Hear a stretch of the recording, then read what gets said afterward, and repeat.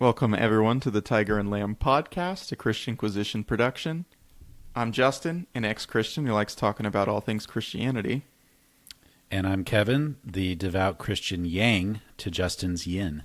Oh, switching it around this week, huh? There was a lot of creativity that went into that one. That was very clever. I'm very impressed.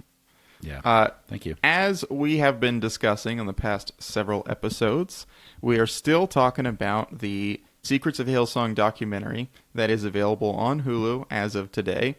Who knows? Maybe you're listening to this episode in 10 years when me and Kevin are super famous and successful. But if you're listening now, it's definitely available on Hulu. And we're on to episode 3, which is titled The Sins of the Father. And just to touch base here, there's going to be a lot of topics in this episode again that we either don't touch on or we don't go into too much detail on for a number of reasons. One, we will both acknowledge and fully accept that we are not fully qualified to take on specific and strong stances on some of the things that are discussed. But two, because some of these things aren't necessarily as substantiated within the confines of the documentary as I would like them to be for us to be discussing ad nauseum. So the way that this episode starts out, it sort of alleges that Brian Houston goes to the United States, I believe it was in 1989, and he comes back a changed man. He goes from this nerdy, geeky, sort of overly normal-looking white guy to the guy that's wearing Gucci ties, or one of those famous brands. Versace ties. Italian. Yeah, something cool like that. And who just kind of gets it, right? And that he wrote a couple books. He wrote a book that's literally called Money. He wrote another book that's called You Need More Money. And the episode in question sort of alleges that Brian learned prosperity gospel in the United States, took it back with him, and used that as sort of the platform for the Hillsong expansion. Does that sound about accurate, Kevin? Yeah, the implication is that he basically got an education in church business and church entrepreneurship from, of course, the United States of America, where it's been perfected. And I have to say that I certainly think that that is very likely true. But the episode doesn't provide substantive evidence there other than like some interviews, some people saying things. And I have no doubt that the research was done on the background, but they didn't really do a great job showing their work, in my opinion. So that, and just the fact that prosperity gospel is such a significant topic, I don't really want to fixate too much on that. Yeah, stay tuned, listeners. We're going to get there. Yeah, we will definitely have an episode dedicated, an episode or 2 or 3 dedicated to the prosperity gospel. No problem talking about that. That being said, Kevin brought something to my attention that I think we did sort of address in the prior episode, but really it was just the question of what is the significance of the Hillsong documentary? Why are we discussing it at length? Why are we dedicating 4 episodes to discussing the 4 episodes of the Hillsong documentary? And I'm actually going to let Kevin sort of give his response on that first. Why do you think that this is such valuable material? Why it's something that we feel is worth dedicating so much airtime to? Yeah, I think for the Christian side, what I would want my brothers and sisters out there to consider thoughtfully is that maybe you don't go to Hillsong Church, but there might be elements of Hillsong at your church.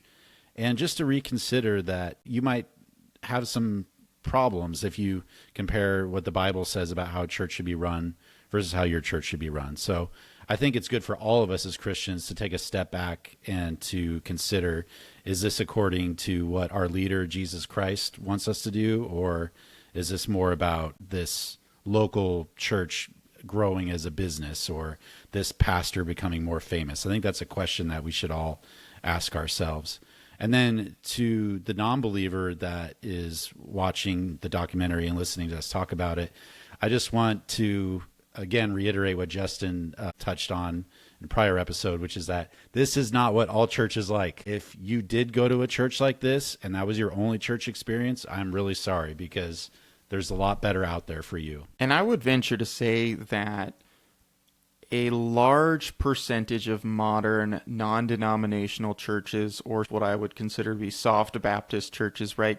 Churches that drop the denominational label in order to appeal to more people. A lot of those churches have elements of Hillsong, and that's not inherently bad.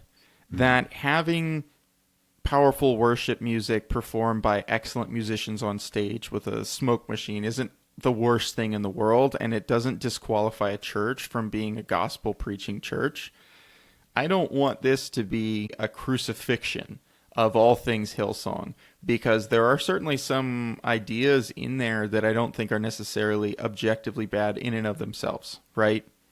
But from my perspective here, when I consider the question, what's the significance of Hillsong? First and foremost, the significance of Hillsong is that it is a massive, massive platform that so much of the modern church is built off of, whether they realize it or not. What they're doing is so strongly inspired by the Hillsong movement. So kind of underlying so much of the discussions that we're going to have in the future is, whether we like it or not, things that have been directly influenced by Hillsong.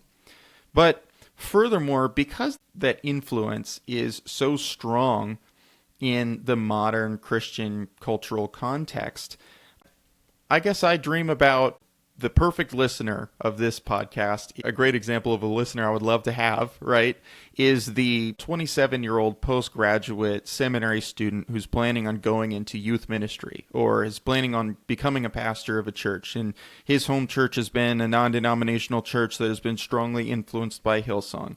And he has been sort of insulated by the church and by the Christian experience and by the Christian culture that surrounds him from actually thinking more critically about, hey, are these practices things that honor God, or are these things that sort of serve to expand the business of the church more than anything?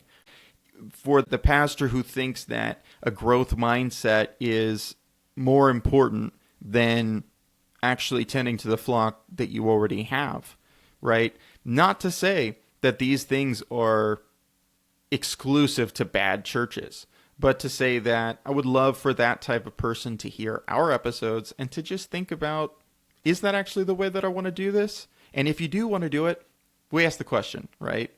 So that's sort of where I feel like this conversation is so pertinent. Now, we kind of had the question too, is like, what can we take from all of this? And I felt like there was a lot of interesting potential in this particular episode to trial out a new segment that I'm going to be titling Pastor Kevin. Now, Kevin, are you a pastor? Kevin is not a real pastor. No, I'm not. I think we need to have a very quick disclaimer. I am not. I have a bachelor's degree. In what? History and political science. That's pretty good. That's pretty, There's some overlap, I guess. A little bit. But no, I'm not a pastor. I haven't even touched seminary. I've never even dabbled in it. So, yeah, this is just a hypothetical, everybody. I'm not claiming to be a pastor. That was good, though. I like the disclaimer. Might have to throw that in every time. So, in any case, Pastor Kevin is a segment. It is a hypothetical. It is a total work of fiction because, as you all know, Kevin is uneducated and ill-equipped to answer these questions as a real pastor ought to. I'm a simple man. He's a simple man. That being said, I do think that it's going to be quite interesting to address some of the scenarios that took place in this episode. So, without further ado, the way that this is going to work is I'm going to sort of summarize key segments from the episode, and then I'm going to convert that into a question of, Kevin, if you were the pastor of this church, or if you were a pastor in a very similar situation, what would you do? And then Kevin's going to say... Do you remember that show? Did you ever watch the show, What Would You Do? No. It was like these very obvious, like it would be in a restaurant, there'd be a hidden camera, and somebody would just say something ridiculously like racist. Mm-hmm. And then it was like, what would you do? That's kind of, our version of it here. Yeah, exactly like that. The fact that you haven't heard of this show, that really, failed. But maybe some older listeners out there remember that show. On top of the fact that concept just seems derisive and terrible to me, let's compare it to that. So without further ado, Pastor Kevin. So one of the interesting segments from this episode was the interview with one of the church congregants who mentioned that when she was 19 years old, she became pregnant out of wedlock. She was in a relationship with her 20-year-old partner. She thought, I don't know what to do. I need spiritual guidance. I feel guilty. I feel afraid. I'm going to have a kid at 19 years old. What am I going to do? And so who did she go to but a pastor at her church? A church who at the time I believe was called Assemblies of God, but it was a church that would one day sort of transition into Hillsong in a very similar way that the Browns and the Ravens were kind of the same team at one point. So she goes to her pastor, and what does her pastor say? He says, you and your partner need to stand up in front of the congregation and confess your sins to everyone. Pastor Kevin, I have a question for you. If you were the pastor in this scenario and a young woman out of wedlock approached you and said, I'm 19 years old, I'm so scared, I need support, I feel like I've sinned against God, am I going to hell? Oh my God, what do I do? What would you have done? I would not do what he did. That might be shocking to some people out there. The fact that she is going to be displaying that she's pregnant just by her stomach growing, I think that is enough for people to understand kind of what happened. Sure. I don't think we need to have a full explanation in front of everybody. There's probably going to be rumors that are spread just given that age group. That's what happens. So I think that she's already sufficiently embarrassed. I don't really need to add to it. So you are saying that she deserves to be embarrassed? Yes. No, I am not saying that. But I'm just saying... Just clarifying, Pastor Kevin. I'm just saying that we don't need to add to it. I'm sure that, especially as a Christian, she has been told all her life that this is not the way to go about it. And then this happened. So, and also the fact that she's coming to me, the pastor, and talking about it. She's not running away from the church. Shows that she wants to work with it. She wants to say, okay, I made this mistake. I know what I did was wrong. What do I do now? Give me guidance. And so we have to be very careful with somebody like that, especially as somebody who is opposed to abortion. My goal should be to, okay, we have this baby. How can we best care for this baby? How can we help you rather than how can we make this more painful for you?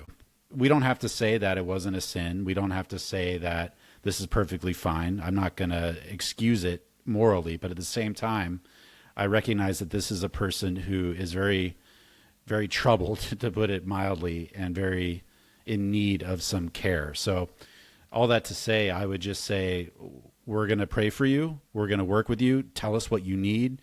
Do you need medical help? You're not going to be able to work for a little while. Is there a way that we can come alongside you and support you in this?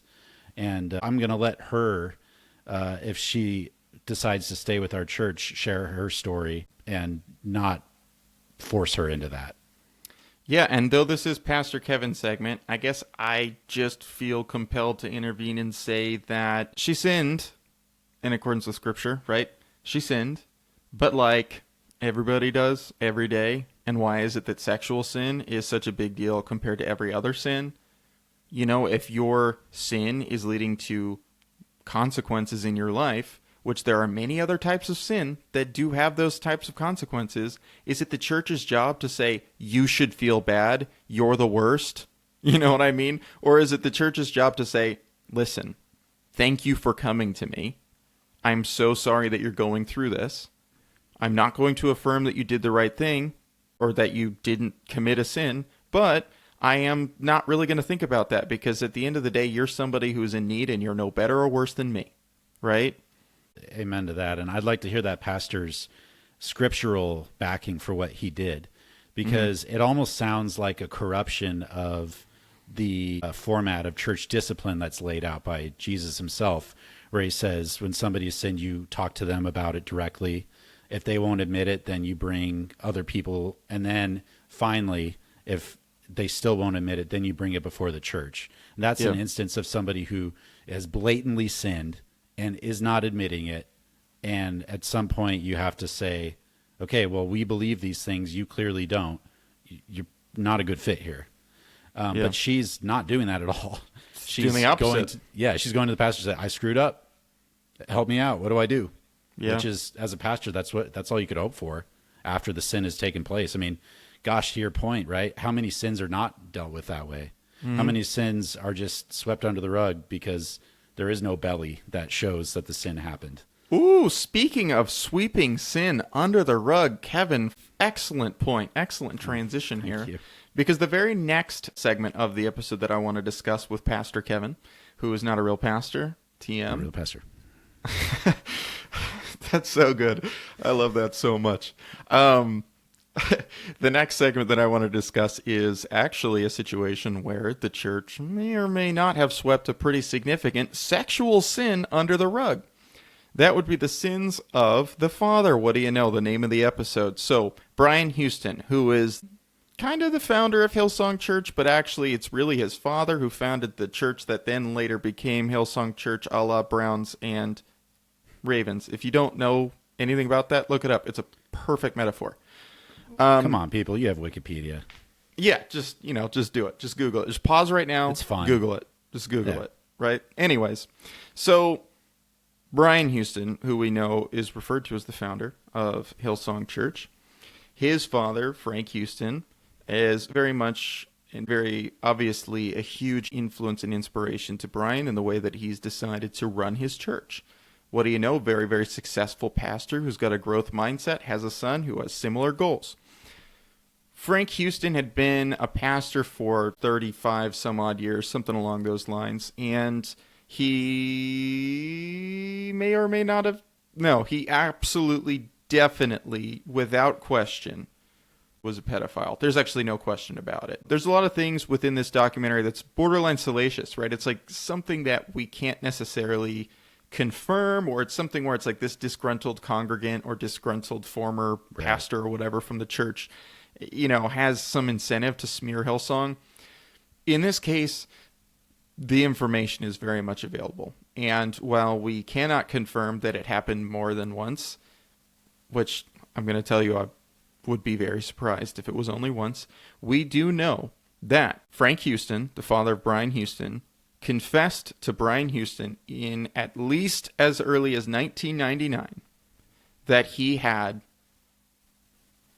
engaged in pedophilic behavior at least one time.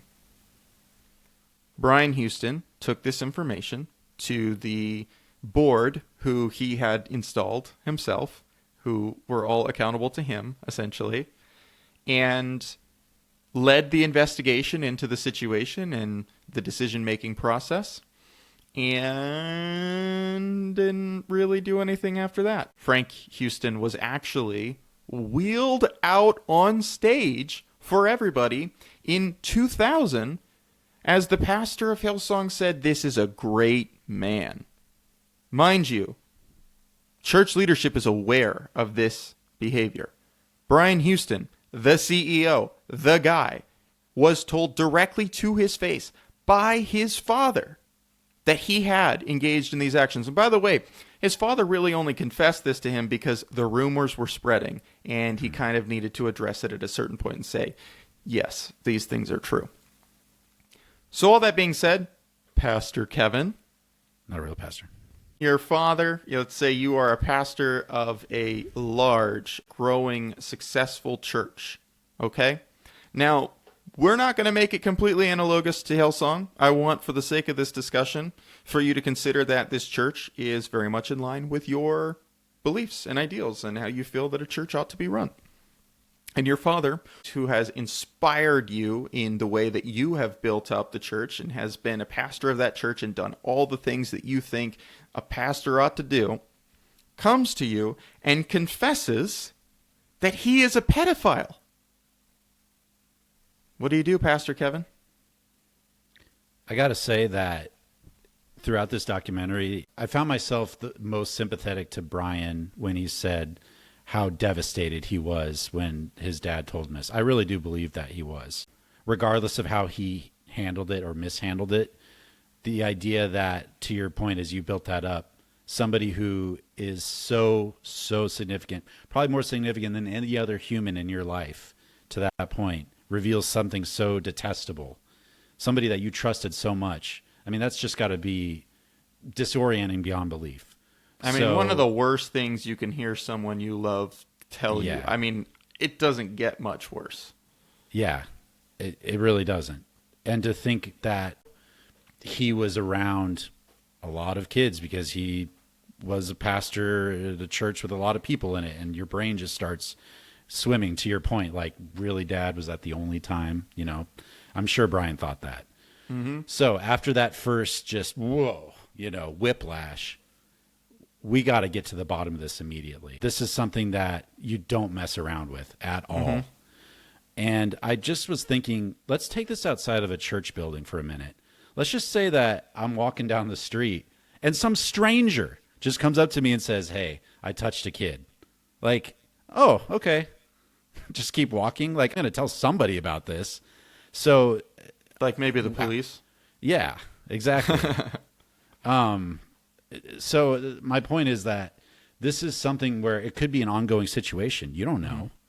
He needs to be stopped. And so, the police, that is the authority that you have to bring in to at least stop this from going on. And then once we have stopped it, okay, now we have to get justice for the victims. Mm-hmm. And I understand the instinct that maybe Brian had, like, whoa, if this gets out, boy, let me tell you, that's the end of this movement.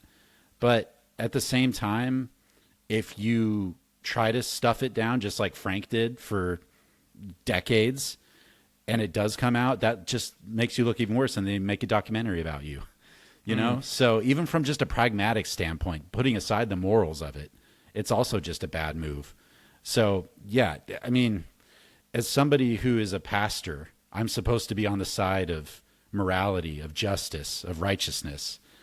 To just say that, well, because I am close to this person, I'm going to give them a pass. It's just wrong. I would take immediate action. I'd go to the police. I would ask people around him, hey, have you seen anything lately even? Are there other people that need to come forward? And this is where I think faith really comes in as a Christian. You have to do the right thing regardless of what you think the consequences are. Even if you think it destroys your whole church, the fact is you can trust God that he's still going to get the gospel out, that he's still going to accomplish what he needs to get accomplished in the world. He doesn't need your church to keep, he doesn't need your particular church to survive in order for his movement to survive. So you got to nip this in the bud. There's no messing around with this. Now, follow-up question, Pastor Kevin. Not real, Pastor. How do you address this to your congregation? And how soon after you find out do you address this to your congregation? That one's a little trickier for me. I think, like, how explicit do I get? I think you do have to say Frank was involved in something inappropriate, but then is that in a way sweeping it under the rug? Is that being too light? But do I go up on stage? If you've reported him to the police, presumably it's going to come out pretty quick. Right, that's true. That's a good point. If I've already gone to the police, I think that you have to get out in front of it and say, we don't condone this at all. I had no knowledge of it literally until just X days ago, whatever it was. At which point I took swift action. Yeah. Also, I would call on any of you here, if you know of anybody that was affected in this way by him or anybody else, please come to us, go to the police. We need to get this exposed immediately. We take this very seriously, and this is the furthest thing from what a church leader should be doing. Yeah. All right, Pastor Kevin. So the next question that I have for you is not directly associated with the episode in question, but it does build off of the themes of the episode, right? Because you already have this dichotomy of this young woman who brought her issue to the church, who brought her sexual sin before her pastor and was asking for counsel and advice, and how do I do this? What do I do? And we saw how that was handled within the church. Mind you, it wasn't directly handled by Brian Houston in that way. Okay, something that we should at least acknowledge. True. But within the church that both Brian and his father had sort of been the stewards of, this is the way that this went down, right? We have a much, much, much more significant, much, much more egregious sin, sexual sin, committed by one of the most significant figures in the church. And that is effectively swept under the rug. It is absolutely something that they refused to address publicly and tried to hide. And in fact, 5 years after Brian was told by his father that he had done these things, it's reported that Frank Houston was still preaching. Okay? So yes, they swept it under the rug. There's no question about it. I want to ask you this question. Let's say a pastor under your stewardship, you're the Brian Houston equivalent, right? A pastor under your stewardship, let's say his name's Carl. Let's say his last name's Lentz. I don't know, just for the sake of giving him a name. Just I don't throwing know. names out there. First thing that comes to my mind is, let's say this guy's Carl Lentz. He is a huge part of your church's growth and your church's success to this point. And someone goes on TV and says that he is, engaging in sexual sin. How does Pastor Kevin handle that situation? So this one's a little bit different in the sense that in the scenario we just talked about, the perpetrator came to me directly and confessed it. Mm-hmm. In this situation, there's an allegation that's been made, and I don't know the perpetrator's perspective or the. Let's just say Carl Lentz has said, "Yep, I'm guilty." So he did tell me. Okay, yep. Just want to clarify that. Mm-hmm. Yeah. So Carl says, theoretically, his name is Carl Lentz. I don't know. Yeah. He comes to me and he says, "Yes, this happened." At that point, when it comes to church leadership, there is a higher standard. Where I think in some part of the New Testament, Paul lays out the requirements for an elder, which is basically a leader of a church.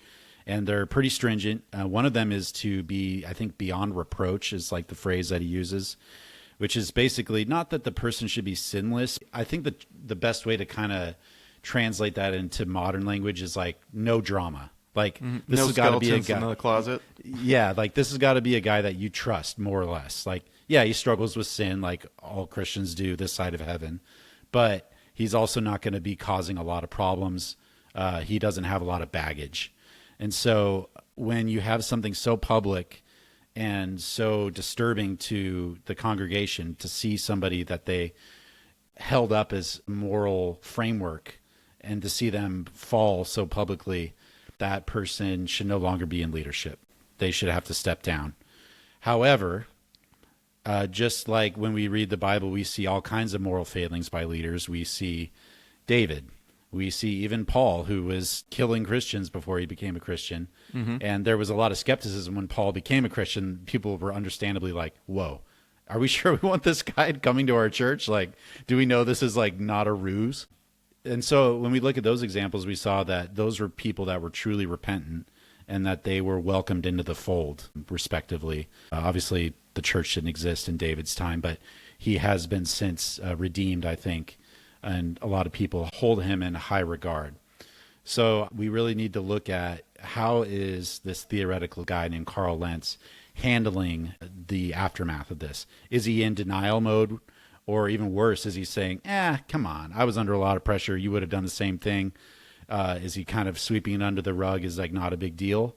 Then at that point, I think I need to vociferously say what he did was wrong and he's not admitting it. That is wrong. On the other hand, if he is contrite and he says, I screwed up and I know that I was held to a higher standard and I failed and I didn't handle the pressure well, please forgive me.